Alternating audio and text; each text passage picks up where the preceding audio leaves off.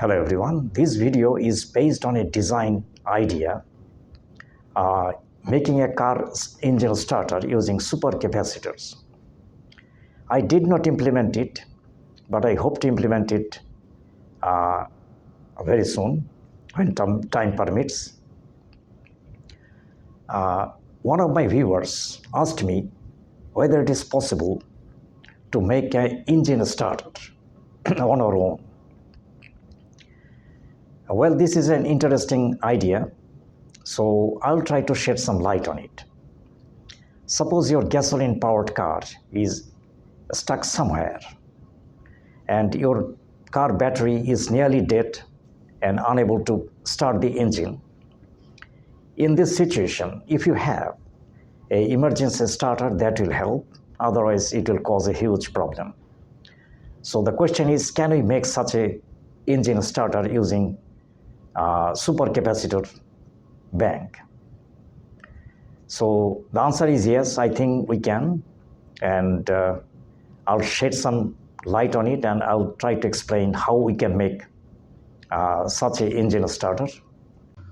When you start a car engine, either with a key or a push button switch, we are actually connecting the 12-volt lead acid battery with a DC motor called a starter motor. Car engine starters are coupled to the engine with a gear and belt pulley mechanism. As the motor has to move a lot of things, it needs a very high power for a few seconds before the engine starts. If for any reason, if the battery dies and cannot deliver the required power, can we power the starter motor with a charged supercapacitor bank? I'll try to answer this question in this video. A typical car engine starter basic circuit diagram is shown here. 12-volt lead acid battery is connected to the engine starter through a solenoid switch. Once this push button switch is pressed, the solenoid armature is magnetized and pulls another switch to power the starter motor. We are going to see how much power is required to start a typical 4-cylinder car engine. Usually a 4-cylinder gasoline engine starts within 2 seconds after pressing the button. Initially, for a few milliseconds, the motor current reaches very high and the voltage may drop to 7 or 8 volt. However, as the motor starts running, the current settles to 150 to 250 amp and battery voltage can go up to 9 volt. Let us look a little more detail at what happens when the starter motor starts. Let us look at the speed of the motor first. When the button is pressed, the motor takes very high current, initially nearly 400 to 500 amps, and the speed is getting higher and higher. It goes up, and within 2 to 3 seconds the speed becomes pretty high.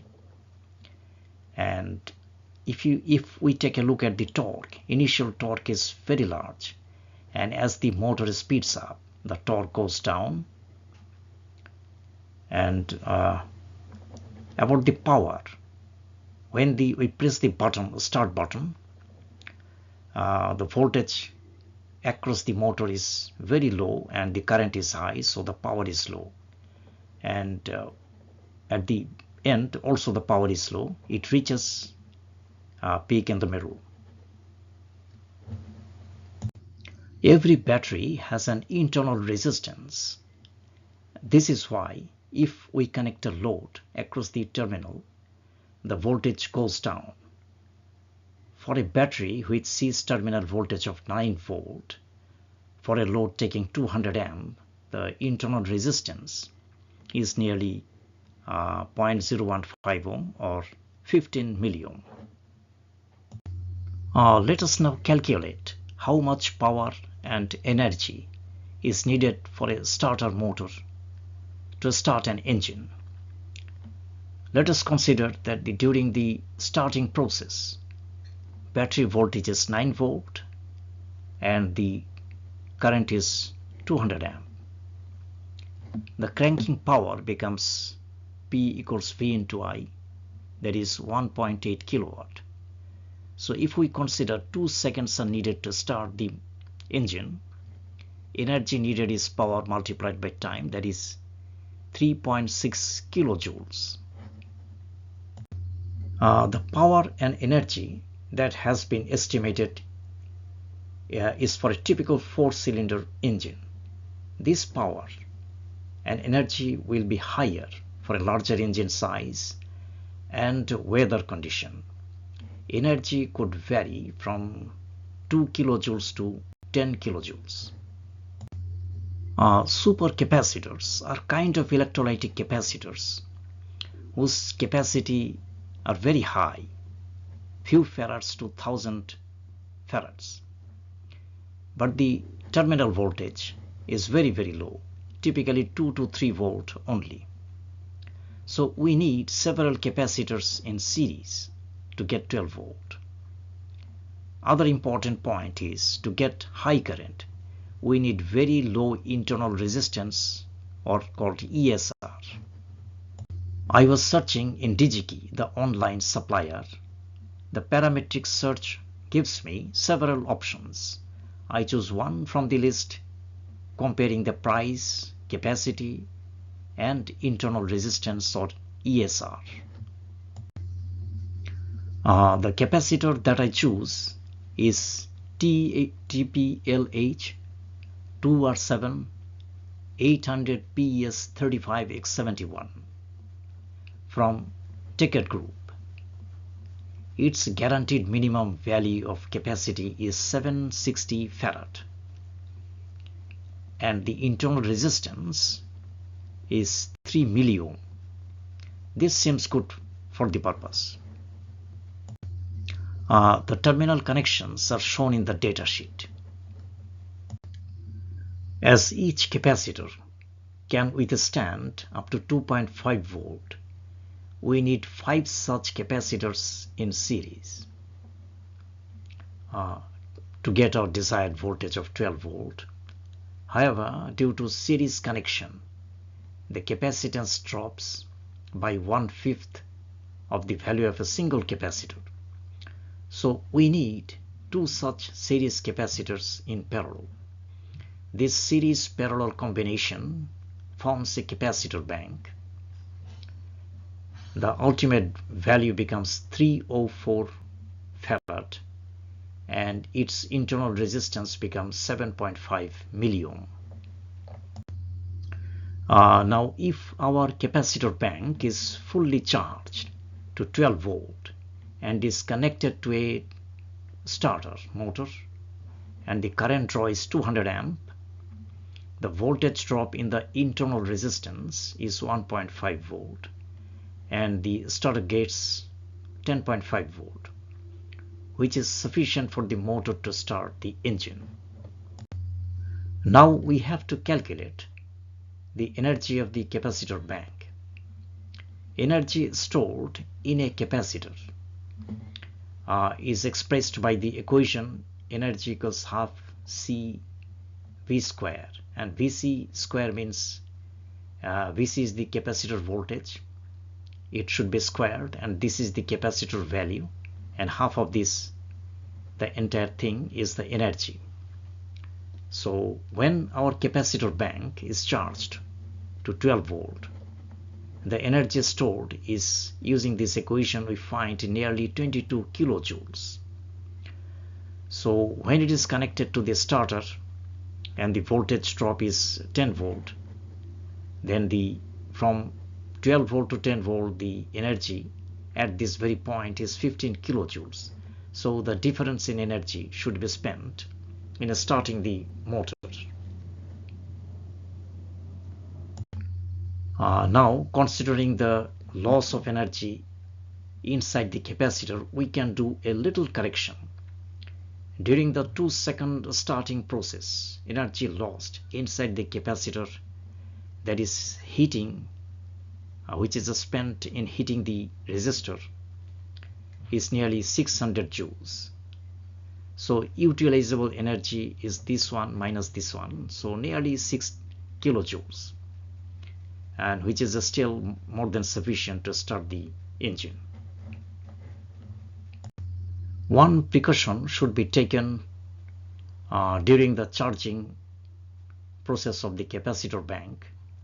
When capacitors are connected in series and are to be charged, all capacitors are not fully identical. Any tiny discrepancy can cause voltage differences across the capacitors. If one of the capacitor voltage exceeds 2.7 volt, that can cause damage to that capacitor. To maintain equal voltage during the charging process across all the capacitors, some resistors of little high value like 10 kilo ohm can be connected like that.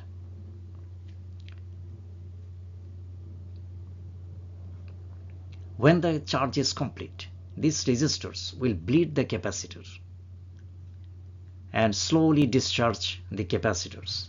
So when the charge is complete, these switches should be opened to stop discharging to take place. This closing and opening of the switches can be made automatic using MOSFET switches.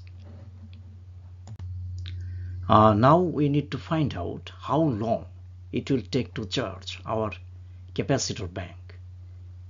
I'll start with a basic capacitor charging equation, that is I equals C dVc by dt. That is, this is the current going through a capacitor and this is the capacitance, and Vc is the capacitor voltage and dt is the time.